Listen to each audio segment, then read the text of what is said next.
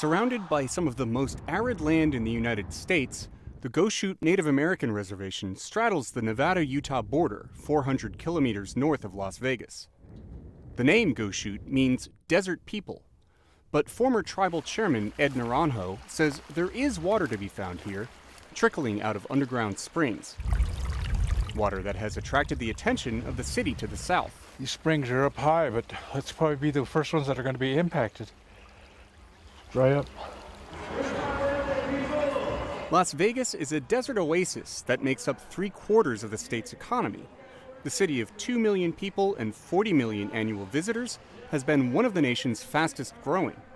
But it has a critical weakness, says Southern Nevada Water Authority spokesman Bronson Mack. Southern Nevada is solely dependent upon the Colorado River. I mean, it is its primary water source, with 90% of its water needs being met from Lake Mead. And Lake Mead is plummeting. It hit a record low this year.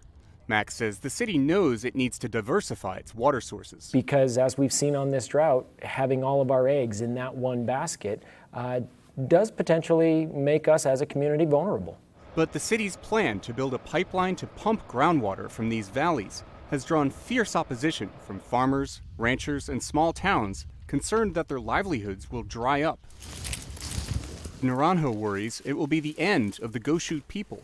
We've been here for years, living on the desert, and we've adapted to living in this kind of a desert. But you can push it only so far, and just can't continue to live.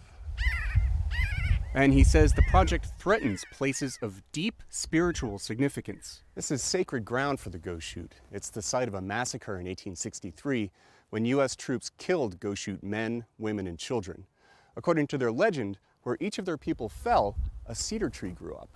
Now they're concerned that if Las Vegas starts to pump the water from under the ground here, this sacred grove will dry up. We would not be pursuing this project if we did not feel that it could be done in a manner that benefited Southern Nevada without adversely impacting those areas. Mack says pumping would be closely monitored for impacts on the valley's water table, and environmental law requires them to stop if they're doing damage.